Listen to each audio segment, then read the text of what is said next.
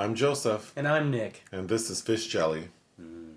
Oh, that wasn't as enthusiastic as the last time. Oh, well, it's been a long week. It's been a long week. It's Saturday night. And I'm feeling all right. I've already had dinner and a drink. Shout out to Smirnoff Pink Lemonade Vodka. Yeah, girl.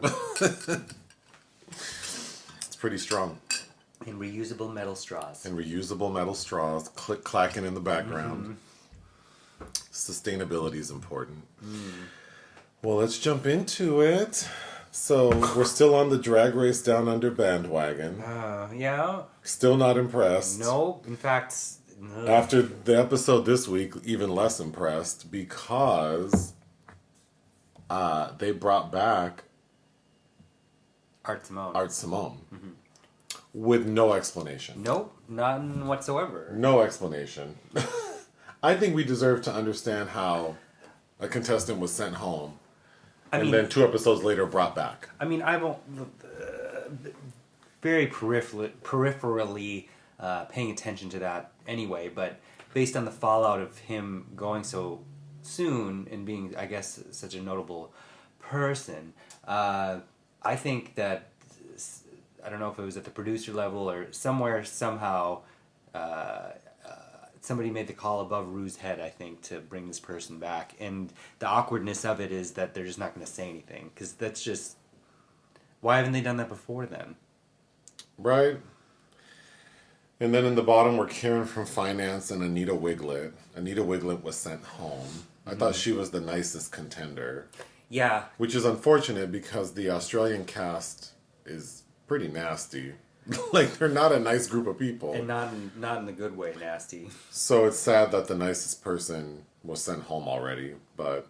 Yeah, it's funny to watch, because as the shows become more and more overly produced, to watch these queens just rag on one another, and then when they get to tell their personal stories, it's... searching for solace and empathy. It's like, well, you don't come across as a nice person. Anyway, The Lost Flowers of Alice Hart. Yeah, some big new Sigourney Weaver news this week. She signed on to a 7-episode series with Amazon Prime that's going to be filmed in Australia later this year based on the international bestseller written by Holly Ringland, which I now have a copy of and will have to read. Notably, I think that news came out the day after Sigourney Weaver's last day of filming on Call Jane in Connecticut. All right. So we got all kinds of Sigourney stuff coming out. The Kingdom. Yeah, another project that I heard news of this week is Lars von Trier, who you are familiar with as well, is filming the 3rd season of his series The Kingdom. I think I've seen the first season. I have fond memories of watching that in college, renting a 2-tape VHS set from Hollywood Video and binging junk food and watching The Kingdom. And I don't know that I ever saw season 2, but obviously, I don't know. Anytime Lars von Trier does something, I'm usually interested. There's a movie that you have a disc for that you're asking me to watch called New Order. Yes. Oh my God. I want us to cover it. I think it's going to be on my top 10 of the year. For this year, it competed in Venice and won, was it the 2nd place prize? It won a major prize out of Venice in 2020. A Michel Franco film, Mexican. A24, Neon put it out. It opened yesterday. We still need to get to it. And that Eric Bana film, by the way. Yes. Did you even talk about what it's about? No, because I'm still hoping we're going to review it. Okay. Well, I don't know anything about this movie. Oh, so well, and I don't know that you even just said what it like. I didn't. He's a very provocative filmmaker. All of his movies are intended to make you feel upset or angry, but it's basically class warfare, post-apocalyptic feeling class warfare in Mexico. Oh, I am familiar with this movie. It's like a party and something Yes. happens. Yeah, Okay. There's a class uprising. All right. State Funeral. Sergei Loznitsa, the Ukrainian filmmaker. I saw this at TIFF 2019. It's a documentary. It premiered on Mubi. yesterday, the May 21st. It's basically just footage from Joseph Stalin's funeral. It's fascinating stuff, and if you're interested in anything along those lines, I definitely recommend catching up with that on Mubi. And then this past week, Bette Midler, Sarika Jessica Parker, and Kathy Najimy signed on to do Hocus Pocus 3. Yes. I didn't know there was a Hocus Pocus 2. I guess I didn't either. Are you sure it's Hocus Pocus 3? Did I say... No, I said Hocus Pocus 2. Oh. Oh, so I just told you the wrong thing. You told... Well, because I'm not a huge fan of Hocus Pocus, so when you said Hocus Pocus 3... I'm like, yeah, that sounds right, because I wouldn't have watched Hocus Pocus. Yeah, there's not, because Bette Midler's never done a sequel before. Okay, so Hocus Pocus 2. Yes, directed by Anne Fletcher. What year is Hocus Pocus? 1993. Oh, wow, so... Kenny Ortega directed that. Many years later. Yeah. Okay, well, I mean, I'm sure we'll check it out. Yeah, I mean, I'm not the biggest fan. Bette Midler is a lot of fun in that. I remember not being allowed to watch it as a child because... my parents would go through infrequent rumblings of things that were classified as New Age. That was a term that was used a lot when I was a child. Like Yanni at the Acropolis was New Age. The Ghostbusters cartoon, Hocus Pocus. Anyway, so I probably saw it when I was... It probably would have made more of an impact if I had seen it when it came out. Okay, there is a documentary series called The Staircase, which I really enjoyed. Yes. And then you're telling me it's going to be made into a movie. Antonio Campos, who anytime he does a new project, I'm excited about. We reviewed The Devil All the Time by him, but he also did Christine. I'm forgetting the name of the Ezra Miller film he kind of broke out with, and Simon Killer with Brady Corbett. Yes, Juliette Binoche has signed on, and Toni Collette is also starring, and Colin Firth and Rosemary DeWitt. So that, and it's going to be a mini series. Oh, so interesting. I think that'll be excellent. Interesting. I just want to say every episode that please watch Legendary on HBO Max. I really, really, really like that show. Black, queer, and trans people of color, BIPOC people, trans folks. Just such a great show, and I want it to come back for many, many more seasons. Okay, so movies we watched or you watched last week that were not covered on our YouTube channel. One was Hollywood Shuffle. Yeah, Robert Townsend, which I've been wanting to watch for years, and you know how things go. Townsend's directed 2 television films that we watch every couple of years in our house. Which are? Holiday Heart? Holiday Heart. And I didn't know Robert Townsend did Holiday. Oh, and I love Holiday and Heart. Jackie's Back. Oh, I'm due to rewatch Jackie's Back. Yes, so Hollywood Shuffle, which... You were laughing a lot. I was. It was very much ahead of its time. And I was working on editing something, yeah, I think. So I didn't pay full attention, but... And all the great people that are on the sidelines in that movie. One of who is the late, great Paul Mooney. Which I'll talk about shortly. Who just died this week. But we watched that a day or two before... I think 2 days before his death was announced. He's the NAACP president. Jive Turkey. Yeah, we watched that. It was Hollywood Shuffle inspired me because I like a lot of blaxploitation films. Fully realizing that these are compromised characterizations, obviously, but it made me hungry to seek out something I haven't seen before. Which I don't think there are that many, but I'd never seen Jive Turkey, and it was on Amazon. And it's entertaining. Isn't she great? Yes, one of the few things that I had extra time to watch. I had Kino Lorber's new Blu-ray from several months back, just sitting here in a stack. It's from the year 2000. It's the last film directed by Andrew Bergman, probably best known for Striptease, which I hated. Bette Midler and Nathan Lane. It's a kind of a comedy biopic about Jacqueline Suzanne, the woman who wrote Valley of the Dolls.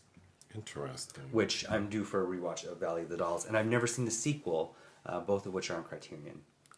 And Shoah Four Sisters.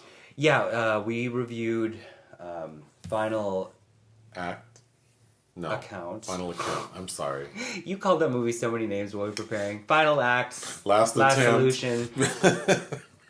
Terminal Solution. Yeah.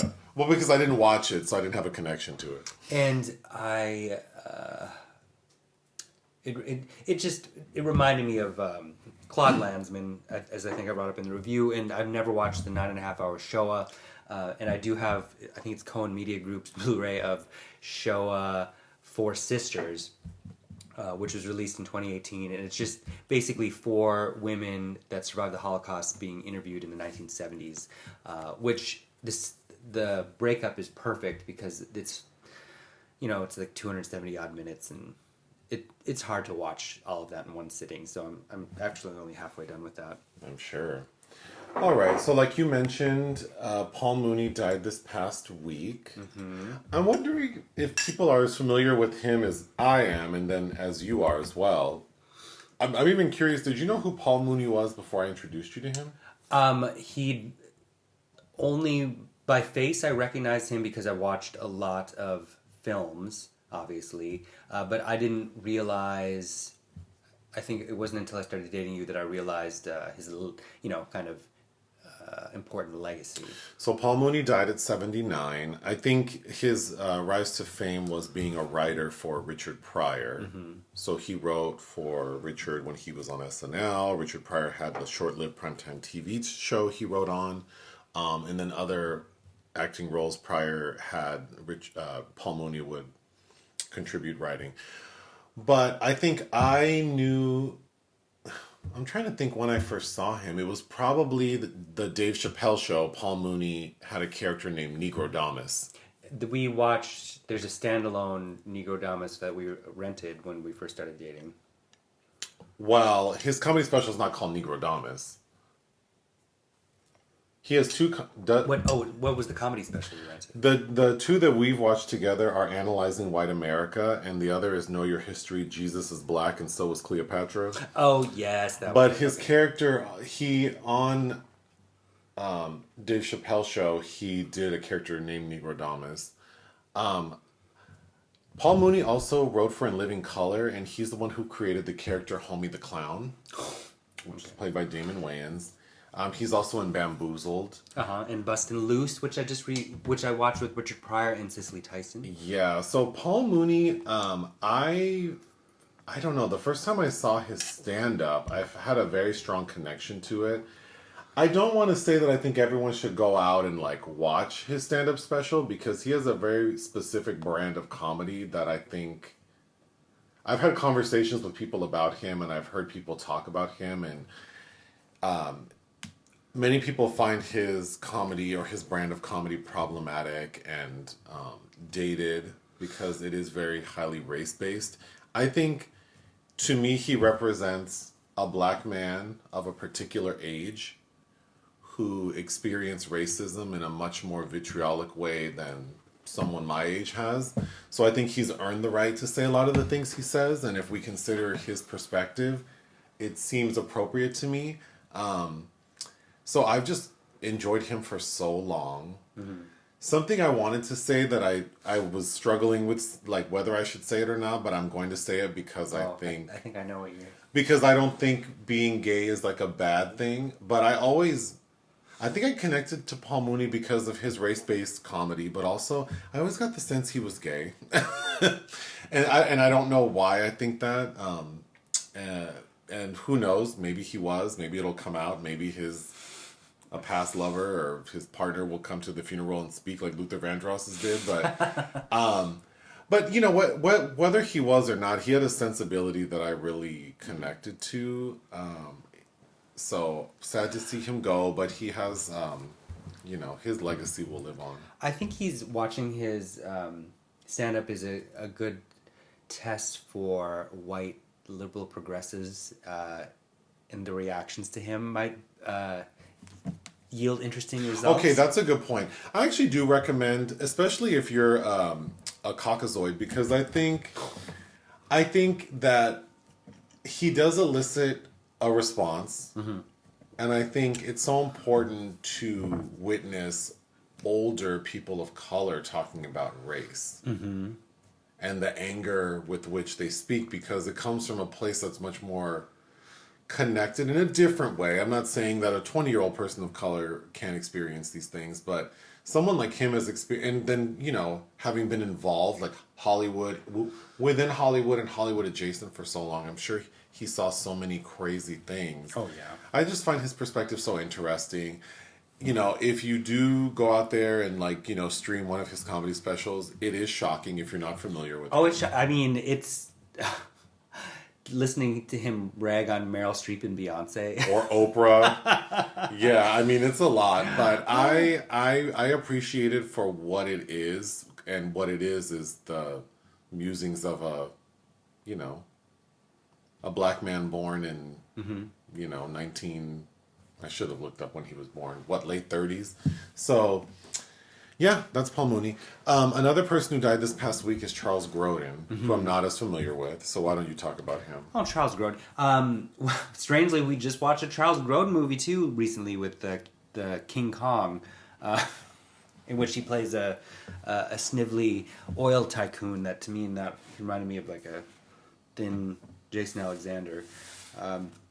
Charles Grodin, I grew up with Beethoven as a child, the movie about the big St. Bernard with Bonnie Hunt, right? And its sequel with Debbie Mazar. My dad, for some reason, never liked Charles Grodin. I don't know if it's because, you know, we're both bald and Charles Grodin had an obvious rug, and that was maybe a point of contention for him. I don't know. But he never liked Charles Grodin, and you know how you kind of reflect the sentiments of your parents for a while. So I think Charles Grodin was just never anybody I thought of till I was a teenager. And, you know, he's in Rosemary's Baby. Midnight Run is probably a classic. Of course, everybody's been posting since his death things that they want to rewatch. Or I've never seen Clifford with Martin Short, but I distinctly remember previews for that film. Obviously, Elaine May's A New Leaf. Yeah, he's an important figure in American cinema, and had a very distinct way about him. Noah Baumbach used that, I think, to great effect in When We're Young in 2014. But yeah, you know, he was in his 80s as well. Yeah. Okay, so the topic for today is something that came from, or did you have something else to talk about? Let me look at it. Wasn't on my list. Let me look at my list. Oh, I did. Paul Mooney was born in 1941 in Shreveport, Louisiana. Okay. Nutbush. Nutbush. Well, everybody knows where Tina Turner was born, which I think is funny. We can delete that last. Oh, well, good. Okay, so we reviewed A Quiet Place 2. We filmed the video last week, but we're not releasing it until this coming Wednesday because it's so spoiler heavy. Yes. But in that review, you talk about sort of like the universality of fear, and I think you felt like you didn't get a chance to expound on it enough in the video. So then you were talking about it a couple of days ago, and I thought it would... it spawned a good topic for today, which I think is basically like what scares us. But why don't you start with explaining what you were intending on saying in that A Quiet Place 2 review? Well, yeah, I felt like I had an idea that I bungled and wasn't very articulate about. And not intentionally, it maybe wasn't fully formed in my mind yet. But I follow on Instagram, had posted somebody's tweet about... the hook that I kind of was going for, and basically what this person wrote was, many white people assume that white experiences are some kind of baseline, neutral, universal, and that POC experiences are some kind of extra sprinkled on top of that baseline. But white experiences are not universal or neutral. They are specific to the experience of being white. And I think in our review, I was talking, you know, because A Quiet Place and the sequel, directed by John Krasinski, are both very Spielbergian in that way that it focuses on this very square, familiar, close-knit family that automatically we're meant to empathize with and hope for the survival of. And and as this conversation goes on, we can probably get into some of my gripes maybe about the first Quiet Place that make me sound like less of an asshole than I do in the review. But just how, because part of, important note, Joseph did not see A Quiet Place Part 2 because due to COVID restrictions, guests weren't allowed. But there's dialogue in the film about who's worth saving. Because beyond Emily Blunt's family and her children, there's other stragglers throughout their area, and Cillian Murphy's character says something about how no one else is worth saving. They've become, savages. And yeah, who's worth saving and who we're meant to have an affinity for. And I just think it's interesting because A Quiet Place 2 starts out at this baseball game, and it's that feeling of it's American as apple pie, or as apple pie as Spielberg, or however however you kind of want to chase that rabbit hole. But I felt like they could have we could have reached back to the 1950s, and this could have been the day the Earth stood still, and how they represent this nuclear familial unit of how life's supposed to be, and how they really have something to lose. And I think as we talked through what we wanted our conversation to be, was that concept of white fear and having something to lose as a starting point. Am I right? Yeah. Okay. Well, yeah. I think, and I also wanted to, my thought when you were talking about what you just said was, two things. I wanted to talk about what scares us, like specifically, like in movies, what generally, right, chills your bones, but also what would horror look like? Because currently horror is predominantly created by white men, right? The stories are written by white men. Like almost all. And the films are directed by white men and produced by white men, overwhelmingly, right? Like almost all the things in entertainment, but specifically horror. So these are like white stories. So what would horror look like? What would the landscape of horror be like if? And I'm not going to answer these questions because I don't know and I don't want to fill them with stereotypes. But what if, let's say black women were sort of the predominant figures in horror? What would that look like? And then when we think about horror in other countries and what's infused in that, right? So countries that are predominantly Catholic, then you'll find horror fables that revolve around like demon possessions, exorcisms. Then when you go to countries like Indonesia, where they have very specific folklore, or the Philippines, like where there's like vampires. And so I thought it was very interesting. But first, can you explain, like, in a film, what scares you? Usually, nothing supernatural, usually, because I don't believe in anything. I'm very entertained by supernatural horror films. I find The Shining, for instance, the Kubrick film, has its moments that are chilling in a fun way. But where films that I feel frightened or kind of disturbed, I think is a better word than... I will feel disturbed at things rather than frightened. It's usually what's capable of humans at the hand of other humans. So I think, in that sense, Holocaust films, like The Painted Bird recently, felt like a horror movie. Like I felt horrified having to sit through that. Or films that I think I had to turn off, like as a teenager, because I thought I was creeped out, were Henry, Portrait of a Serial Killer, and Man Bites Dog. And those are about serial killers and watching heinous things happen to people, or watching women get raped.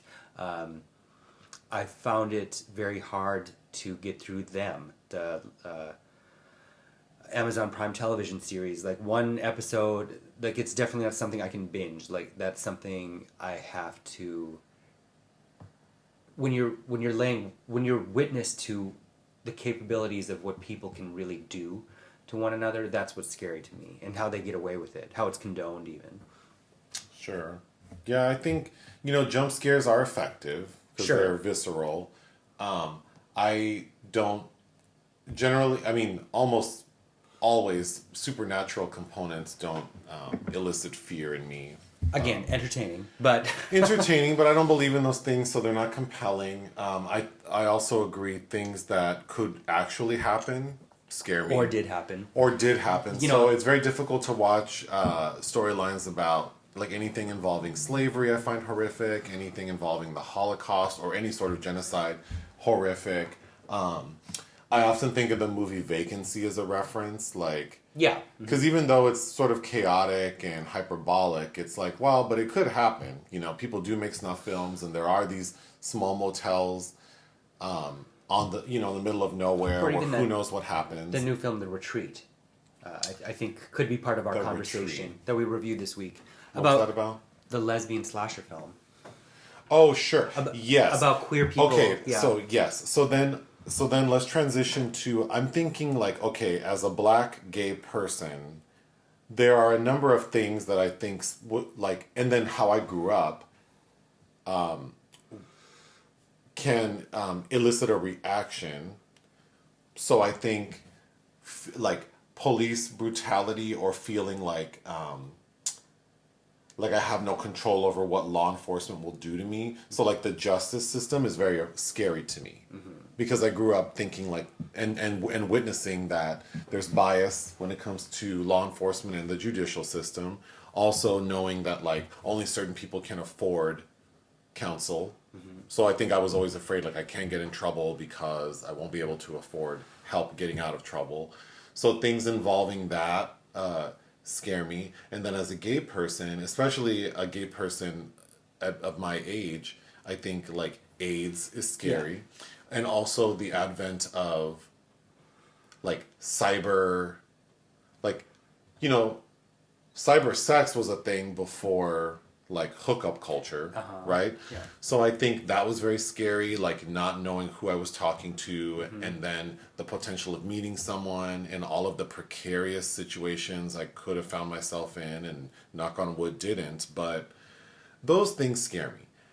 But as we were talking about earlier, as someone who grew up in South Central Los Angeles, I remember being a kid and hearing like on the news and in film like how scary it is, how dangerous it is, gang violence, drive-by shootings, and thinking, but that's not my existence. Like mm-hmm. every day I walk to school, come back, play in the front yard, sit at home and wait for my mom to cook dinner, and I don't hear that many gunshots. I don't, there are a lot of helicopters and sirens, but I didn't feel fear. But I can imagine if my white counterpart who grew up in Newport Beach and lives in a beautiful home, and I'm sure my existence does seem horrific. So then mentioning films like, oh my God, what's the one with Mike, where the two boys come into the house and terrorize the family? Funny Games. Watching that film just seems like so foreign to me, because it's like, well, growing up in an urban area, and even now we have a nice home, but we live in an urban area, and the idea that like someone would break into our home just doesn't seem real to me, because it is more highly populated, and it would seem difficult. Like a person breaking and entering into our home, they probably wouldn't easily escape. It's very difficult to know who's home, right? Because there are cars everywhere. Mm-hmm. No one would know when a house is abandoned. Well, there are no alleys where to escape easily. Things are like properties that are abutted next to one another. Yeah, it's a mess. But then you think if you grew up in Iowa somewhere in like a big farmhouse, like in cold blood, then yeah, I mean so. I'm saying race, but it's socioeconomic, it's racial, and it's not meant to be like a negative. It's just people's experience really do influence what scares them. I think a funny thing, you bringing up Funny Games, is I always felt, because, Hanukkah is obviously toying with our need for catharsis through on-screen violence with that film and its remake. But something I always feel watching that movie is what happens when the boy dies. Like, there's a point of no return, and the point of no return for this, affluent Austrian couple in the original is that they can never go back to life the way it was. So trauma can happen to you, but the point of no return is, and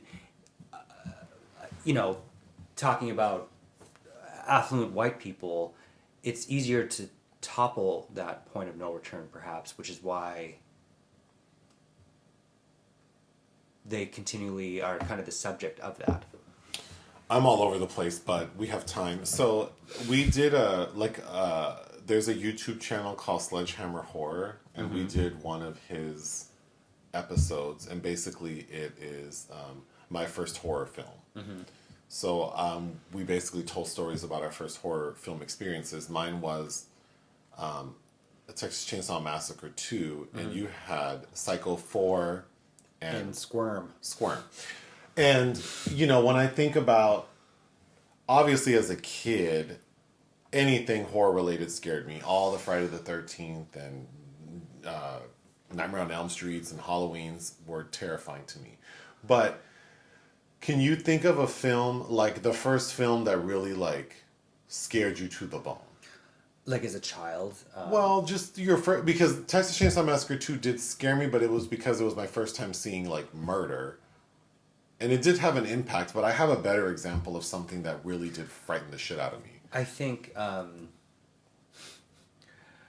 Ernest Scared Stupid and Gremlins were two films that also I would have the kind of reaction where I would have to run out of the room because I felt so unnerved or scared as a kid. But I would beg my grandmother to continually rent. Really? Yeah. Oh. So I liked the feeling of it, but I also remember feeling very frightened. Interesting. And what's your example? So mine was The Blair Witch Project. Oh, well, yeah. 1999. So I was 22 years old.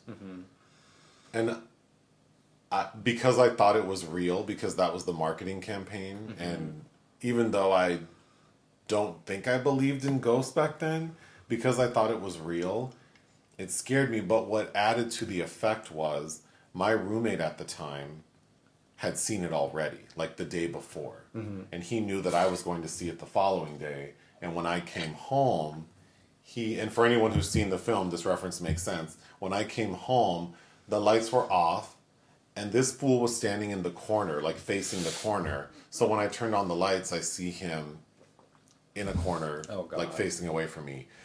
And just that experience and, knowing that it was real, thinking that it was real for, I think, over a week until, because this is before, stuff on, the internet or social media. So it took a while for it to trickle down that this was not an actual found footage film. That was the first time I was literally so afraid. I recall calling my mom. I recall having a friend come stay with me. I was so frightened.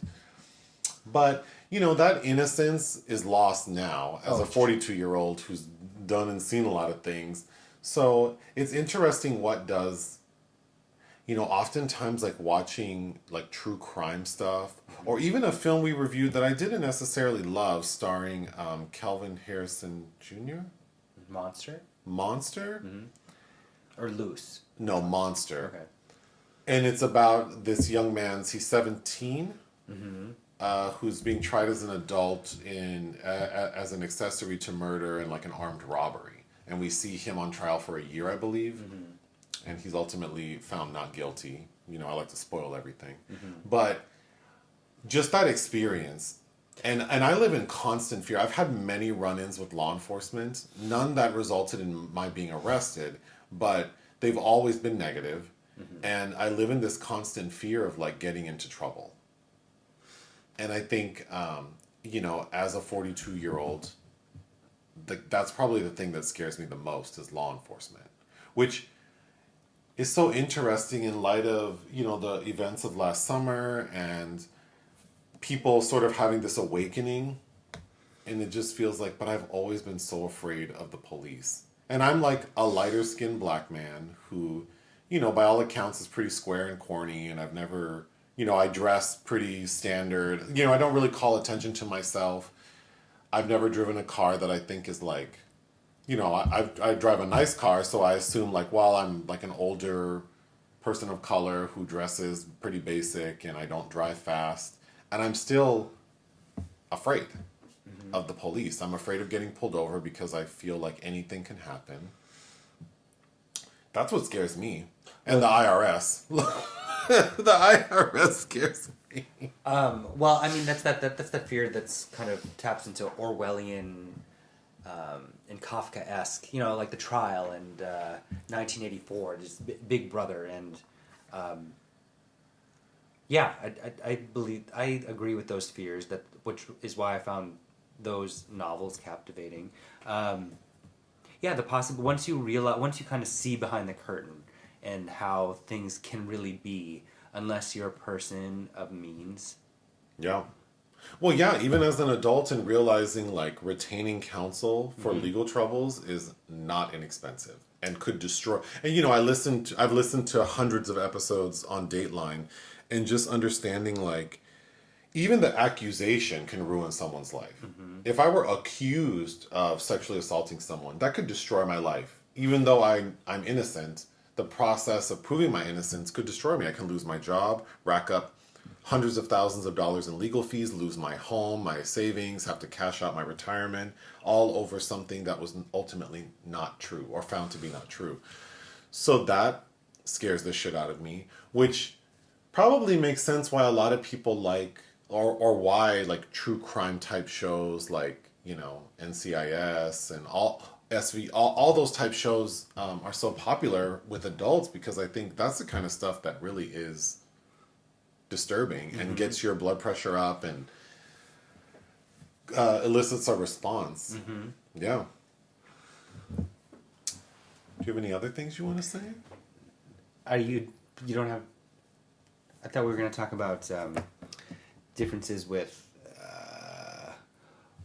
how horror looks when it's directed by someone who's not white. Well, no, I mentioned that, but I don't know that I want to like give examples, because I don't want to perpetuate stereotypes, and that's not really what I'm thinking. I'm just posing the question. I was talking about like space, like because when we discussed this previously, we were talking about Them, not the French film, the television series, and Get Out. Well, yes. So when I think about, I mean, I'm going to have to delve into stereotypes, I suppose, but when I think about like what scares white people, I think being invaded seems to be a common theme. Whether it's like a home invasion or, you know, others invading their space, which to me seems very in line with, in the United States, sort of and I want to tread lightly, but that theme makes sense to me, and I would just love to know like what, you know, specifically like black people in America think is scary, and would these same tropes? Well, I think what's funny is, you know, there was that sweet spot in the 1980s to probably mid 90s ish of adult erotic thrillers coming out of Hollywood studios, right? You know, like Hand the Rock's Cradle, Fatal Attraction, blah blah blah. Almost all by and large about white affluent people, and now, you know, 30 years on, we're seeing some of those remnants coming back of those films, like that, like what's the one with Michael Ealy and Hilary Swank recently, for instance, and or the one with Nia Long and Omar Epps. And how for so long there was only white representation, but how films that are allowing others to be represented in all kinds of genre films, how they automatically seem derivative because they're really just copying the same template, but how it doesn't really quite work the same way across the board. So we were talking about, me specifically, like trying to think about films. Well, you know, the list is very short for black or horror films created by black people featuring black characters. Well, you know, you had the blaxploitation, some of those elements from the 70s, which some are, you know, JD's Revenge, if you haven't seen it, is definitely worth seeing. But even just thinking about stories that feature black characters, you know, like primary black characters or black storylines, and thinking about what I recall, The only examples I can think of, beyond like Blackula and Tales from the Hood and Bones, Tales from the Hood is good. Candyman. Candyman, which Bernard Rose directed the first one, but Nia DaCosta has directed the remake, which is delayed through this year. So I'm very curious to see what that looks like.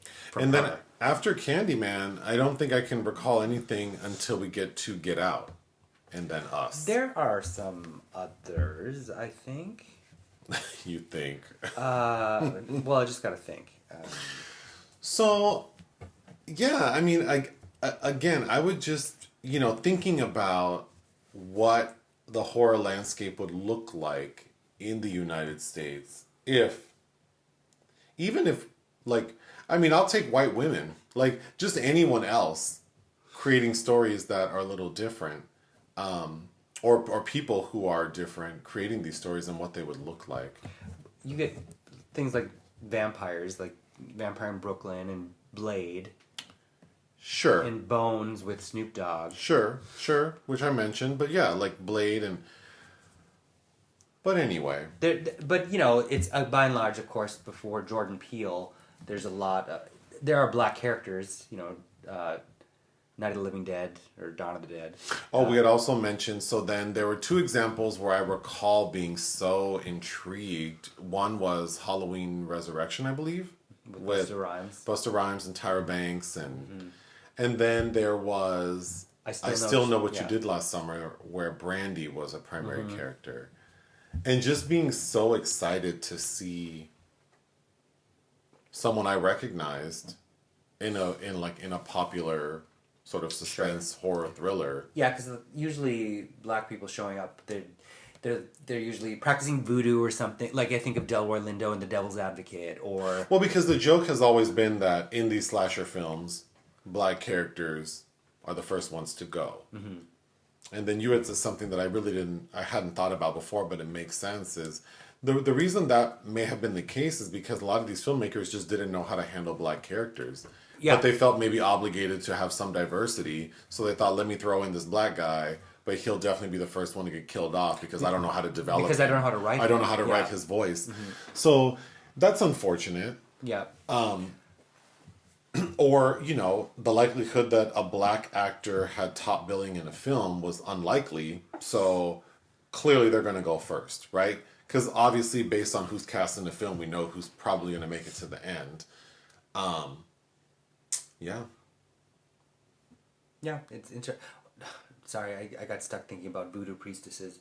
But, there's that mysticism about black people that still is used effectively. Like, even Loretta Devine recently in Spell with Omar Hardwick, but from a much more genuine black perspective. But like Ruby Dee, I know, has played that a few times. The Cat People remake for sure. Now that I'm talking about it, and I should have researched better because I am thinking of more examples, and that's great. But and I think as I think about them, I can see that the storylines are so different. So it's an opportunity, especially for someone like me who really enjoys horror as a genre, and being so hungry for new and like new stories and things that will get me excited. The easiest way to achieve that is to give new people voices and opportunities. I agree. Right? But instead of recycling another Saw treatment, and even though, the new Saw installment Spiral with Chris Rock and Samuel L. Jackson was amusing enough, I think, getting new stories out there with new people. Well, genre, horror and comedy, those are always the best mechanisms for exploring uncomfortable subtext because they're operating in the background and we're aware of it, even if subconsciously.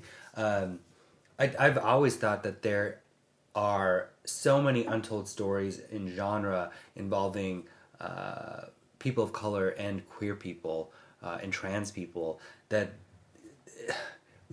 need to be tapped. Because even so, the Retreat, which opened this week from Pat Mills, really plays on that fear of space for queer people outside of the metropolitan urban area where you have anonymity in going to a small rural area where stereotypically we run into violent homophobia, something that I think even today many of us are still able to universally experience, and how that film mines in a very obvious, predictable way.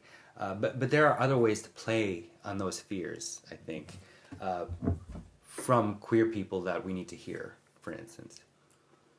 But I was going to segue into, I just started reading this book called Gay Bar by Jeremy Atherton Lynn. And even in the insert it talks about the journey that emerges as a stylish and nuanced inquiry into the link between place and identity, about, the safe spaces of the gay bar, and how even, I think playing with ideas of how perverting our stereotypical safe spaces, I think, is interesting. Mm-hmm. What else do you have to say about what scares us? Not a home, real life. Yeah, going to work and paying these bills. And I think after the last presidential election, I'm still kind of just trying not to think about anything. Like you got to let like when you're in a car crash and the glass is embedded in your skin and you kind of have to let it slowly work itself out over time. God, that's pretty dramatic. That's pretty dramatic. Please, the last 4 years, especially 2020, have been horrendous as far as emotional and mental well-being, but collectively. Sure. I think there have been worse times in history, and of course. And I think there have been worse times in my life. I think that's true too. You know what really stresses me out is other people's stress, which I've shared with you before. Like, you being frustrated about something frustrates me more than the thing you're being frustrated about. So I think,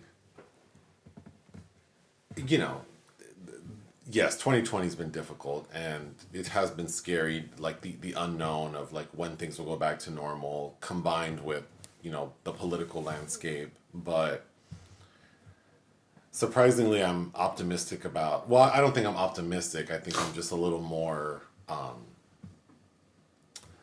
I don't know how to qualify it. I just don't. I qualify it as Xanax. Well, times have been worse, and what's the worst? No, that's true. And what's the worst that can happen? Like, honestly, that's how I usually think. Like, what's the worst that can happen? So, like, we run out of money, and then we lose our home, and then what? And then my car gets repossessed, and then what? Like, I'm not going to be homeless. Like, we know enough people that someone will let us. Sure. We might have to get rid of all our stuff, but I'm not going to be sleeping under a tree somewhere. Like, I have family. Like, there is always a place for me to go, and someone always has a plate of food for me to eat. So I think when I think about that, it's just like sometimes stressing and being afraid of what life can throw my way doesn't seem necessary. Right, but as sensible as I sound, obviously my negativity runs deep about other things. Sure does. But I've always been the type too that if I always go to what's the worst possible outcome in any scenario, and if I can mentally handle that, which of course I always have, then that's the exercise of like, if I can handle the worst, it's fine. So yeah, we're certainly not living in that. It's certainly not. I'm not anticipating blind aliens with cochlear issues are going to come down and we'll have to battle them like in A Quiet Place. But COVID scared me. Scared me. But what scared me was I was more concerned about people I care about than myself. I've lived long enough. I can go any day now. But thinking about other people, it did scare me. But the others that want to live. Yeah, those who do want to live, I want that for you. But, now it's just kind of like the idea of whatever normal is, and I don't know that I want things to go back to normal. Like, we could do better, and... Yeah, I'm interested in seeing what improvements can be made out of the epiphanies we've all had. I have been wearing my mask everywhere I go, and I have been more diligent with cleaning and sanitizing, and I haven't been sick once in, 14 months. So I think that's exciting of how I can, do better to keep myself healthy and, not putting myself in situations where I know I don't feel comfortable, or being more selective about the quote unquote dangerous situations I put myself in. So specific, as an example, like going to a bar. Maybe being a little more selective about how often I go. And I don't go to bars really at all, like that often at all. But just saying, I think, taking some personal risk assessment and making choices that we feel comfortable with. So, a lot of us do a lot of things that put us at risk. Sure. Which I kind of liken to like how I approach my consumption of sugar. Is like, I used to not have high standards. Nothing against Little Debbie, but, I used to eat Little Debbie stuff and the cheap candy, like the snack size stuff. And it's like, I'm just fucking up my nutrition over such cheap stuff. So now I tend to be a little more discerning. And I think when it comes to, the risk I put myself into, I need to be a little more discerning. And Sure. I think this past year and nearly a half has taught me that. Mm-hmm. Well, I'm ready to go back to bars and dance. I'm Good ready. for I'm you. ready I hope for it. I hope you get to do that. Same. Well, I don't care to do that, but the do you have anything else you'd like to bring up? No, it's been a long week. There were exciting things that happened that I'm not at liberty to talk about yet. We can't mention, but there are some exciting. Well, I mean, I will speak for you a little bit. Okay, sure. Well, because no, we haven't mentioned this on the No. on the YouTube channel. Okay, so then I can't mention it. Why? Because I don't want to jinx it. Oh. Well. But Nick is working on a project that's gained quite a bit of traction, and hopefully good news continues to flow. Mm-hmm. So hopefully we hit a point where we can make an announcement, which will be very exciting. Every day I'm getting one step closer to being a real housewife. God. So that's exciting. I have a very late night call tonight. Maybe I'll have some better news tomorrow, but yeah. Any final words? Power to the people. Power to the people. We need to bring that back, I think. Wow. Don't text and drive. Don't drink and drive. Yeah. And no glove, no love. Unless Unless you're on prep, apparently. If you're on prep. Oh, boy. I mean, nobody wants genital warts or herpes, but, But you have them, so there you go. It's risk assessment. This is... It's your risk assessment. How well do you know the person? You don't know them that well at all. True, but we live in a virtual environment where you can ask to see results and recent test results. And I'm sure everyone's doing that. Anything else? I'm just saying, we don't have to be draconian. Oh, well, don't we? Okay.